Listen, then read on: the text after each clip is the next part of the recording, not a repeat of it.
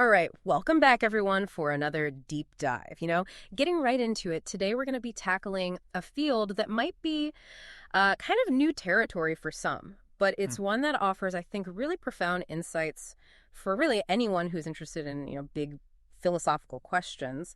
And that field is Africana philosophy. That's right. Now, when we say Africana philosophy, right, we're not talking about just like one single school of thought or a specific set of doctrines. Instead, it's much more like a landscape, right? You have to think of it as a really rich and evolving landscape that includes all the critical and reflective thinking of African people and also people of African descent across the entire world, right? Wherever they may be. Okay. So think of us as like your guides through this landscape. We're going to be kind of giving you the lay of the land, so to speak, a way for you to grasp the essential contours of this dynamic area of thought without, having to get lost in the weeds of a ton of material. Yeah, exactly. And to do that, we've really immersed ourselves in a pretty significant body of work on the topic. Yeah. And in particular, we're going to be drawing a lot from the really comprehensive overview you can find in the Stanford Encyclopedia of Philosophy. Right. And our hope is to, distill the core of what Africana philosophy is all about. Yeah. To identify some of the most, critical questions that it addresses. Mm. And then, crucially, to consider its relevance for really kind of philosophical discourse as a whole. Our aim here isn't to, sort of section off a separate field. Right. But to see how Africana philosophy actually deeply enriches and kind of pushes our understanding of thought, of philosophical thought in general. So for those of us out there who are, already engaged in those big philosophical questions, what's like the entry point here, right? Yeah. What exactly is Africana philosophy? And I guess when did it emerge as like a recognized area, within the field? Well, that's a great place to start. And it's actually a very interesting story in itself. Okay. Because while, philosophical thinking has always been there, right? It's been a continuous kind of thread throughout, all of history, the history of African peoples and the diaspora, the term Africana philosophy that really only solidified as a, recognized field within professional philosophy in like the 1980s. Oh, wow. Yeah, relatively recently. But here's the key, right? The philosophizing. That deep reflection on things like existence and ethics and knowledge and, even aesthetics, that's been happening for centuries. Yeah. And a central impetus, I think it's fair to say, behind much of this has been a really urgent need to understand and respond to the fundamental challenges to just life and flourishing that African and African-descended people have always faced. Yeah. Think about it. When your very humanity is being questioned constantly, then philosophical reflection, it's not some kind of abstract luxury. Right. It's a necessity. So Africana philosophy as a term, it's kind of like a way of almost like bringing together all of that historical and ongoing thinking and giving it a specific focus, a specific place to study. Absolutely. Yeah. And, our source uses this really interesting term. They call it a metaphilosophical umbrella. Okay. Right? It's a framework, basically, that allows us to organize and critically examine all these diverse, instances of philosophizing that have been going on. Mm-hmm. And the core focus really is on identifying and understanding what's held really deep, thoughtful, and aesthetic significance for people of African descent, right? Mm-hmm. What are their unique perspectives? Mm-hmm. What are the intellectual and artistic traditions that they draw upon? Mm-hmm. What are the communities and the movements that have shaped all of that thinking? It sounds like it must be, you're dealing with so much diversity, so many different experiences and cultures and places and times. It sounds like, I don't know, it's got to be a challenge to even like draw a clear boundary around a field like this, right? It is, absolutely. And the sheer range of those experiences, geographical, historical, sociopolitical, cultural, you name it, among people who are considered, African or of African descent, that makes a single simple definition really kind of elusive. Right. But the concept does gain a certain coherence, I think, from the fact that there are centuries of shared interconnected history. Okay. Whether through a categorization that was imposed on them or through a kind of growing self-identification. Yeah. Black people all across the globe have increasingly, especially over the past couple centuries, really come to understand themselves as African in some real sense. And their shared history has just profoundly shaped their lives and, of course, their intellectual pursuits. Okay, so we've got a kind of a shared historical context that provides like this unifying thread, despite all the internal diversity.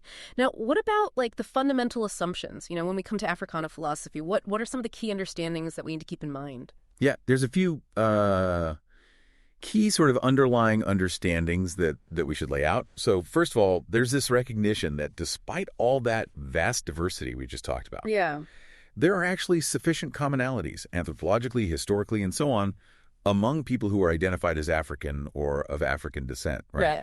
There's enough there to warrant, a sort of general category for their philosophizing. However, it's crucial to understand that these identifications themselves often originated from European attempts to create this unified and very often inferiorizing racial ontology. Right. So the concept of race itself, the way that we understand it, that actually has a history that's deeply intertwined with European colonialism and really the need to justify those colonial projects. So the very idea of a shared African identity, when we come to philosophy, that's in part a legacy of how European thinkers, categorize the world, categorize people. Yeah. That's that's a big point for any philosopher to think about. It is. It's like how categories are formed and what kind of power dynamics are embedded in them, right? Absolutely. Yeah. And many of those European thinkers, they sought to establish the sense of shared European identity. Right. Based precisely on these notions of racial superiority. And that's what led to this categorization of the very diverse peoples of Africa as this single, often undifferentiated race.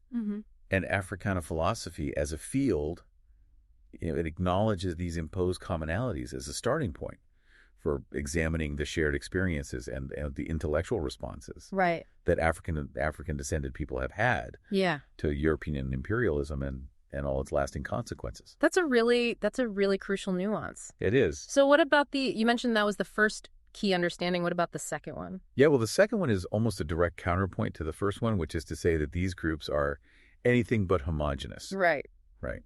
So, we acknowledge certain shared historical and social realities. But Africana philosophy, it's not about discovering this single unified philosophy that's somehow shared by everyone of African descent.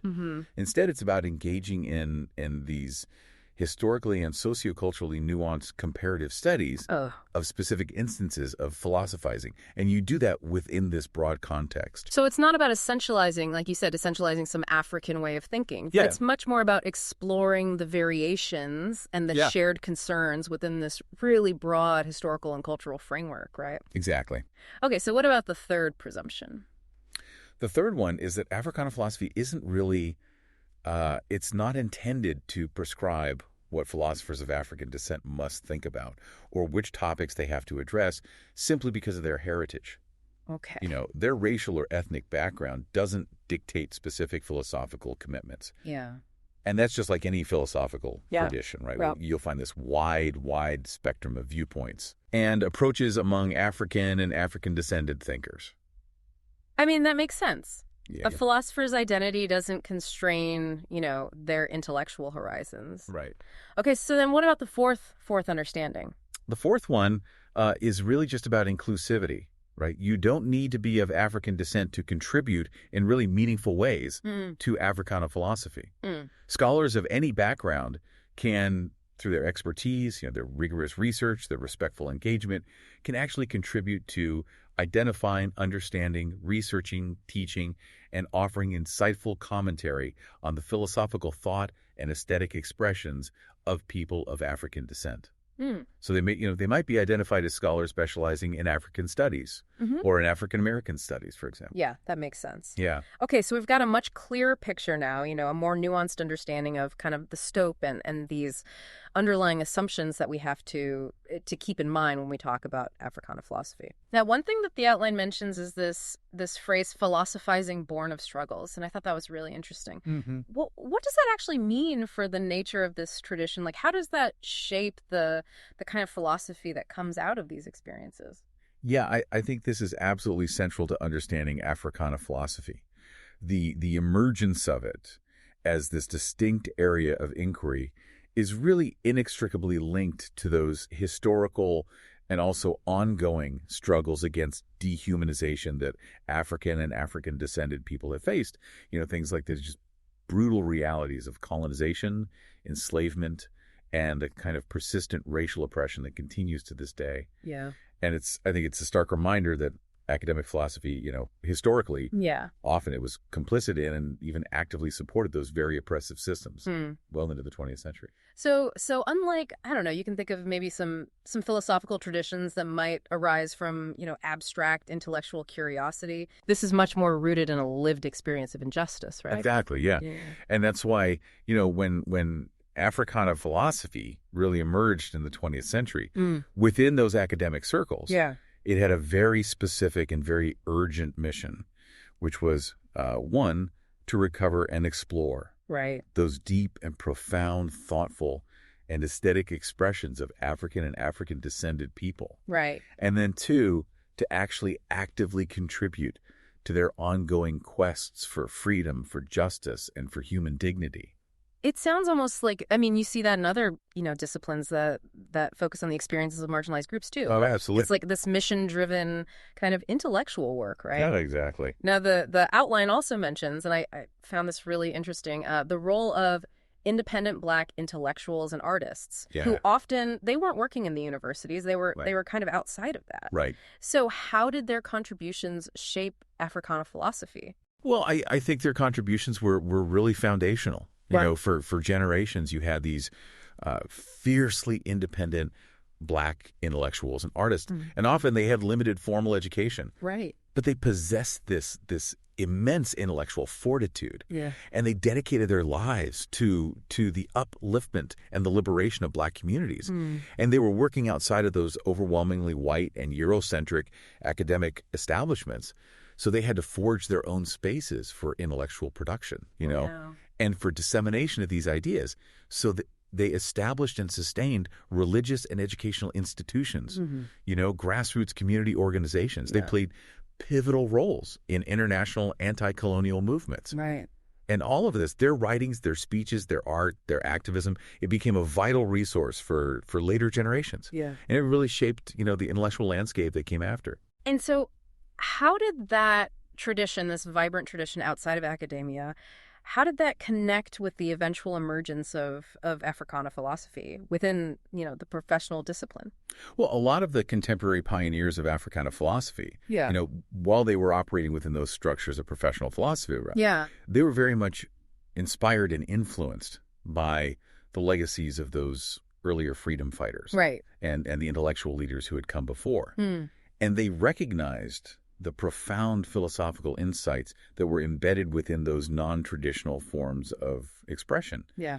And so they sought to challenge the kind of established boundaries of the discipline to make space for considering the philosophical questions and concerns that were central to the experiences of African and African-descended people. And it's like this wasn't just theoretical, this was really deeply intertwined with this practical need to survive and resist oppressive conditions. Right? Absolutely.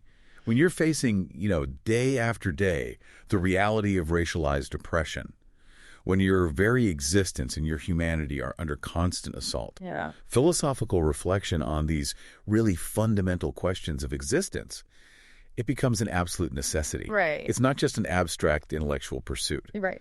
So questions of life versus death, despair versus hope, dehumanization versus resistance, these take on a really acute and deeply philosophical significance. Yeah. And so philosophizing becomes this essential tool for forging strategies of survival, for articulating those shared beliefs that can sustain communities, and for building the vital bonds of solidarity that are necessary in those times. So it sounds like, the field as we know it today really began by bringing these forms of thought, these historically compelled forms of thought, into the academic arena. Exactly, yeah. It emerged from the effort to bring those instances of thoughtfulness born out of the crucible of struggle into conversation with those established traditions of academic philosophy. And it remains very much an ongoing project of projects with a number of interconnected goals. And what are some of those, those core aims of this this ongoing project? One primary aim is the continued recovery and critical examination of these philosophizings born of struggles, as we've been calling them, Another crucial aspect is this effort to identify and reclaim philosophical thought that existed in Africa long before European colonization, right? Going all the way back. Right. There's also a real focus on learning from pre-colonial African social and ethical systems, and understanding the philosophical underpinnings that allowed people to endure centuries of just incredible adversity. Yeah. Another really key objective is comparing African and African-descended philosophizing, both within different communities, but then also across those communities and in dialogue with other philosophical traditions, right? Right. And the point there is to, arrive at a more comprehensive understanding of human thought in general, and to really kind of enrich and broaden the existing philosophical canon. Yeah. And then ultimately, Africana philosophy, it seeks to be a vital resource for future philosophical inquiry. Yeah. Emphasizing critical lessons in things like integrity and justice and freedom. Right. And perhaps most importantly, learning from those historical failures to recognize and address injustice. Yeah, that's really powerful. And it speaks to, just this unique and vital contribution that Africana philosophy makes to the bigger philosophical landscape. Yeah. Now, the outline also mentions these disruptions and distortions. Mm-hmm. And I'm curious about that. How did European imperialism, and these ideologies of racial superiority that came with it, how did that actually impact, the development of African philosophizing itself? Well, European imperialism and those pervasive ideologies of racial domination, they really enacted this profound disruption and distortion of existing African philosophical traditions, often forcing adaptive and resistant forms of intellectual creativity. A really powerful example of this is this long and ongoing struggle to reclaim ancient Egypt as an integral part of African intellectual history. Right. And that's a direct challenge to its historical annexation to a European intellectual lineage, which, a famous example of that is found in Hegel's philosophy of history. And despite, really compelling evidence to the contrary, this kind of miseducation, it persists even to this day. It's almost like there is this, deliberate erasure of African intellectual contributions. Right? Yeah, very much so. And it wasn't limited to just Egypt. Right. There's this widespread and really, deeply ingrained disciplinary ignorance within academic philosophy regarding the rich and diverse intellectual histories of non-European societies. Right. And that's a direct and very damaging consequence of the historical racism within the field. And so, you have organizations like the Association for the Study of Classical African Civilizations, which was spearheaded by scholars like Moana Karenga and Jacob Carruthers. Okay. And they've really been instrumental in this kind of independent rescuing and rehabilitating of ancient African intellectual traditions, often working outside of the mainstream of academic philosophy. So the pioneers of Africana philosophy, in a way, they almost had to look outside, the traditional academic structures to even begin to recover these histories of thought that had been suppressed. They did, yeah. And faced with this kind of historical neglect on the part of the discipline itself, they turned to the work of, independent scholars and groundbreaking projects like Cheikh Anta Diop's The African Origin of Civilization, right. Martin Bernal's Black Athena. And both of these works, they argued very persuasively for the significant African roots of Western civilization. And while Bernal's work, it ignited considerable debate in some disciplines, its engagement within philosophy has been surprisingly limited. Mm-hmm. But ultimately, Africana philosophy, it forces us to reconsider, to fundamentally reevaluate that standard, often Eurocentric narrative of the history of philosophy, right. and to recognize the intellectual contributions that have been marginalized for far too long. And that leads us right into, this big debate about, even using the term African philosophy, right? Like, what were the central questions and tensions within that whole discussion? Well, this debate, it emerged very much within the historical context of European colonial domination and the really pseudoscientific racist ideologies that were used to justify it. And we mentioned this earlier, but thinkers like David Hume and Immanuel Kant, they openly speculated about the supposed intellectual inferiority of Africans and even questioned their very capacity for reason. So it's not even a question of like what kind of philosophy or what they're thinking about. It's like whether they're even capable of it in the first place. Exactly. And so the question of whether or not Africans were even intellectually capable of producing philosophy, Why? This was a hugely charged and really deeply political question. Yeah. It was, in essence, a challenge to their very humanity. It's like saying, does African thought even count as philosophy, right? According to these Western standards that have been set up. Exactly. Yeah. Wow. And so then comes Plessis Temple's book, Bantu Philosophy, which was published in the mid-20th century. Yeah, okay. And this was a really pivotal and also highly controversial intervention in this whole debate. Yeah. He argued that Bantu-speaking Africans, they actually possessed a coherent indigenous philosophy, a structured worldview, although he also controversially claimed that they weren't consciously aware of it as such, right? But this directly challenged the prevailing racialized ontology that denied, that Africans had this kind of intellectual sophistication by suggesting that there was this complex system of thought embedded within their cultures and languages. It's interesting because he's trying to argue for the existence of this complex philosophy. Right. But then at the same time, he's saying that they're not even aware of it. Yeah, it's a very, very interesting position that he takes. Yeah. But it had a huge impact in sort of directing people's attention to African thought systems. Okay. And really spark all these debates about the very nature of African rationality, right? And whether reason is this universal thing or whether it's culturally specific. Right. And, you have people like Creagh who really critiqued Temple's work, and then people who offered counter arguments. But it's important to connect these debates to the larger context of what was going on at the time. Right. This is, these debates become these intellectual weapons that African and African descended intellectuals are using in these anti-colonial struggles to redefine African identity. Right. And to really kind of reimagine the possibilities. Yeah, it becomes a way of fighting back. It does. Right, against these imposed ideas. Absolutely. Okay, so let's shift our focus a little bit to more of the contemporary era. Yeah. How has African philosophy kind of evolved, in the present, building on these earlier debates and the struggles that we've been talking about?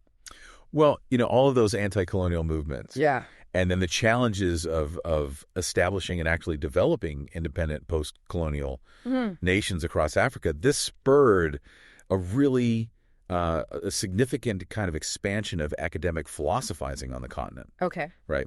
And so we see this really remarkable growth in philosophy programs within universities, the establishment of scholarly journals, and the formation of, professional philosophical organizations throughout Africa. And so one useful framework for understanding these trends is Echodera Oruka's influential categorization of four currents within contemporary African philosophy. Right. Remind me what those four are. Yeah, so he distinguished, first ethnophilosophy. Okay. And this involves kind of the collective exegesis and articulation of the shared philosophical beliefs of particular ethnic groups. Okay. So you're really looking at what are the shared ideas of a particular group. The second one is philosophic sagacity. Okay. And this focuses on the critical and independent thought of individuals, often non-literate, wise individuals within communities. Okay. So you're really attending to the wisdom of particular individuals. Right. The third one is nationalist ideological philosophy. And this encompasses the philosophical kind of underpinnings and justifications that were articulated by, political leaders and thinkers during those struggles for independence and in the whole project of nation building. Okay. And then finally, professional philosophy. Right. Which is just the scholarly work that's produced by academically trained philosophers within university settings. Okay, so it's a whole spectrum, right? You go from, almost like communal wisdom and tradition all the way to really kind of formalized academic inquiry. Yeah, exactly. And were there other ways that people kind of categorized these trends? Other scholars who looked at it and said, well, maybe there's another way to think about this. Yeah. There have been other scholars who've offered alternative classifications that highlight different aspects. So, for example, in Combe and Smet, they proposed this fourfold typology that included what they called ideological, traditionalist, critical, and synthetic trends. Right. So the ideological trend, right, that aligns very closely with Oruka's nationalist philosophy. Okay. Focusing on the philosophical reconstruction of Africans' socio-political and cultural landscapes in the post-colonial era, the traditionalist trend that shares similarities with Oruka's, sage philosophy and ethnophilosophy. Right. The critical trend that involves African philosophers engaging with and critiquing both indigenous and Western philosophical traditions, using various analytical frameworks. Okay. And then the synthetic trend that emphasizes the use of philosophical hermeneutics to address the unique challenges and opportunities facing contemporary African societies. Okay, so we've got all these different ways of kind of slicing and dicing. Yeah. The field and the different approaches. Right. Now, the outline also mentions Emmanuel Chukwudi Eze's work on post-colonial African philosophy. Yeah. So what were some of the key philosophical issues that he was addressing? Yeah, Eze's work was really instrumental in bringing the interdisciplinary writings of contemporary African scholars and artists into broader philosophical discussions. And he focused in particular on those complex philosophical dimensions of the post-colonial condition. Right. So the enduring legacies of colonialism, the intricate issues of individual and collective identity formation in the wake of, after imperial rule, the challenges related to gender and sexuality, right? The pursuit of justice after profound historical trauma, and the kind of ongoing search for appropriate models of social and political organization. So he's really emphasizing that even when political independence is achieved, it doesn't mean that, the deeper philosophical and social challenges are just automatically resolved. Exactly, yeah. And so he examined very critically this concept of neocolonialism, which is, the ways in which those former colonial powers continue to exert influence through economic and political means. And its significant impact on the project of achieving genuine national self-determination. He also grappled with the philosophical implications of, really pressing contemporary crises facing the continent, such as the HIV/AIDS pandemic. Yeah. The ongoing armed conflicts in many places. Right. And the complexities of establishing stable and just political governance. Okay, so lots of huge challenges, in the wake of colonialism. Right. Now let's turn to what African philosophy in all its various forms can offer to the broader field of philosophical inquiry. Yeah. Right. How does engaging with this body of thought, how does that enrich, academic philosophical discourse as a whole? Well, I think the potential for enrichment is vast. Yeah. Firstly, African philosophy really compels us to fundamentally rethink that established history of philosophy. So that traditional focus on a single origin in ancient Greece, right, that needs to be replaced by a much more inclusive approach that involves rigorous comparative studies of philosophical traditions from all across the globe, including the really rich intellectual heritage of pre-colonial North Africa and Ethiopia, for instance. And it also prompts these entirely new sets of critical questions. So, for example, how did the European Enlightenment, with its emphasis on reason and freedom, how did that relate to the parallel development of colonialism and the institution of slavery? Right. What was the impact of the dehumanization that's inherent in slavery on European concepts of personhood and autonomy and justice? Right. And what's the significance of, figures like Anton Wilhelm Amo, the brilliant Ghanaian philosopher who lived and taught in 18th century Germany, but is largely absent from, our standard histories of philosophy. It's like it forces us to confront the inherent biases and the blind spots within the traditional philosophical narrative, right? Yeah, absolutely. And it necessitates that we engage in rigorous comparative studies that actually challenge this presumed universality of many canonical philosophical notions. So, for example, exploring Akan and Yoruba concepts of personhood, which often emphasize this communal interdependence. Yeah. This can offer really profound insights that actually challenge individualistic Western understandings. And Kwasi Wirdu's insightful argument about how the Archon conceptual framework might actually bypass the whole Cartesian mind-body problem altogether is a fascinating illustration of this, I think. Yeah, it opens up all these new possibilities, right? It does. For thinking about some of these fundamental problems. Yeah. Now, what about